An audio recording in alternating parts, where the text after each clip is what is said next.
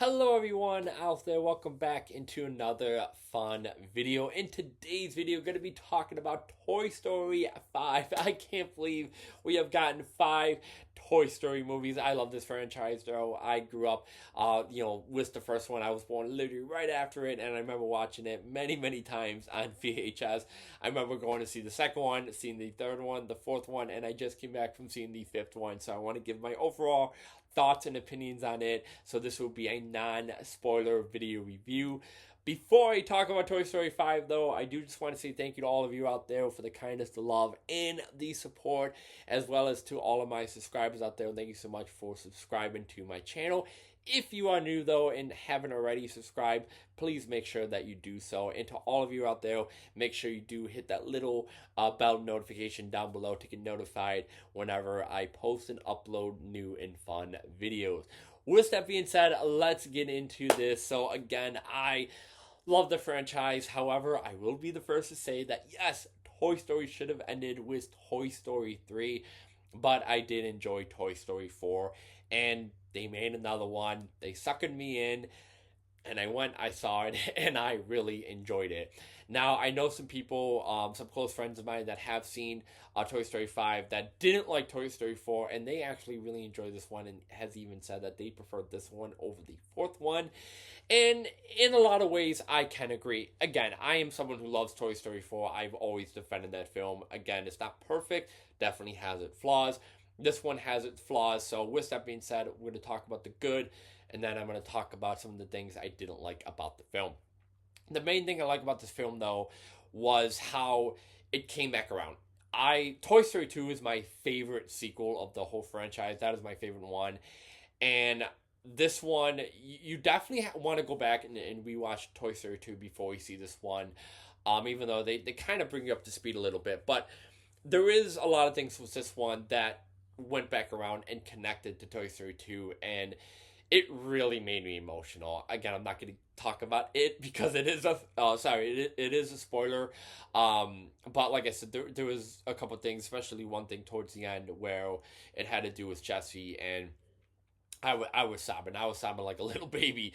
So that was one of the biggest takeaways from this. Was it really did go back to Toy Story 2. It circled around, and it made, in I feel like in ways it made Toy Story 2 even better, if that's even possible. Like it somehow made it better.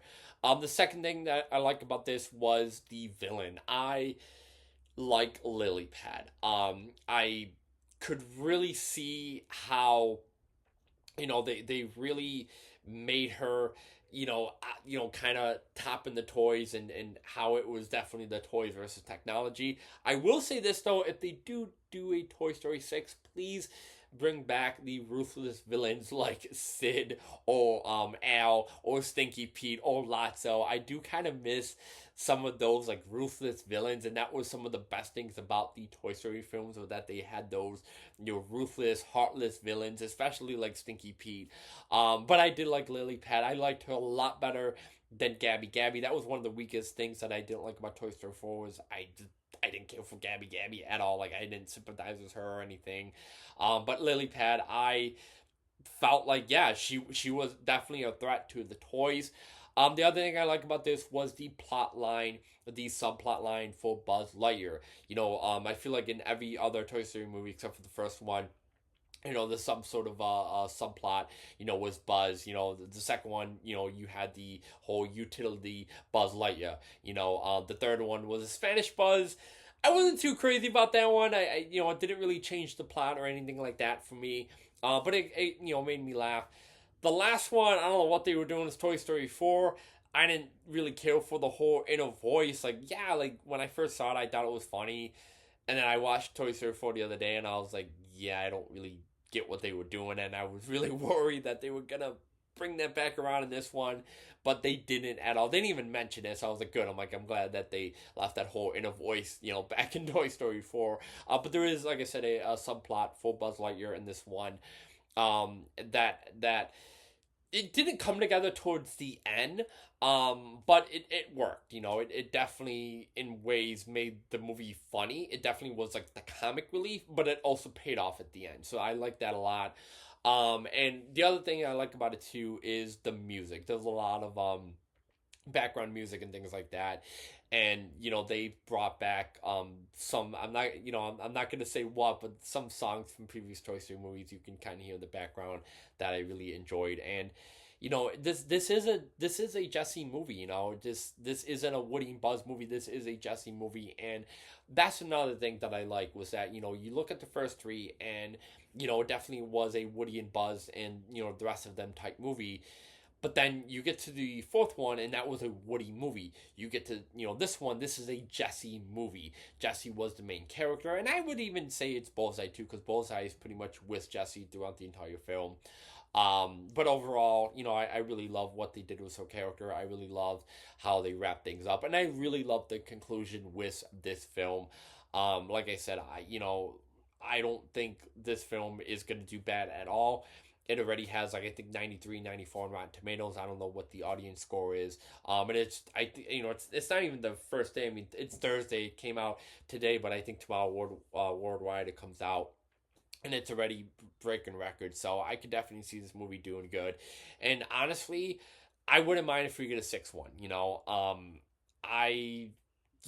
Could I live without it? Yeah, I definitely could live without Toy Story 6, but at this point, I don't know what else that they can do. If they make a movie about Buzz, I know in these, what is it, Toy Story, was it, I can't remember if it was Toy Story 2 now, of Toy Story, I think it was Toy Story 3, the original plot of Toy Story 3 was going to be the whole Buzz Lightyear, there's a recall and needs to be sent, and, the toys go to, overseas to, fix Buzz. So, I don't know, at that point in the game, do you make another one about Buzz? I feel like all of these movies, like I said, all of these movies are something that happens with Buzz, so I don't know at this point if you make a sixth one and just focus on Buzz. I don't really know what you do at this point. But overall, very satisfied. I think some of the negatives I didn't like about this film, and this is just me, is, and it's kind of going with Toy Story 4 was, there wasn't a whole lot of Forky. There wasn't a whole lot of Ham and Rex and Potato Head. And I don't think even Mrs. Potato Head even talks at all in this one. So that was a bit unfortunate, because I really love, the whole, Toy Story gang, Rex, Slinky, Ham, and all them. But yeah, they really didn't get a whole lot to do in this one, and I was a bit disappointed in that. I would have loved to have seen them a little bit more active, and especially Forky. Forky was such a big character in Toy Story 4, and Forky, I think, maybe had 5 or 6 lines in this one. Like, he really didn't have much to do, or even much to say really in this one. So that was really my biggest takeaway in this one. I think the other thing too, I feel like, and I feel like the movie maybe went on just a little bit too long. There was some parts that I could see maybe, they just kind of could scale back on a little bit. But overall, those are just really, I guess, maybe nitpicks of mine. There's really nothing negative I can really say about this film. Like I said, apart from those two things. But overall, I enjoyed it. I loved it. I got myself a souvenir cup and the popcorn bucket. So I highly recommend to everyone out there, you go and see it. Take your girlfriend, take your boyfriend, take your family, your friends, take your kids. This is a really fun movie for everyone. And definitely a worthy sequel. Like I said, even though I love the fourth one, and I know most of my video on this one, I kind of did slam Toy Story 4 a little bit. But I do love Toy Story 4, but no, this one is definitely better in a lot of ways, and definitely had a lot more going for it. So I'm gonna give Toy Story 5 an 8.5 out of 10. That is my ranking. I will do a Toy Story movie ranking in the coming days, and I will be talking about spoilers as well. So be sure you stay tuned for those 2 videos coming soon. But with that being said, let me know your favorite Toy Story movie, your favorite character, and have you seen Toy Story 5? And if you have, let me know your thoughts and opinions on it. With that being said, have a great day, everyone. Have a great weekend, and I'll catch you on the next one. Love you all. Take care. Bye.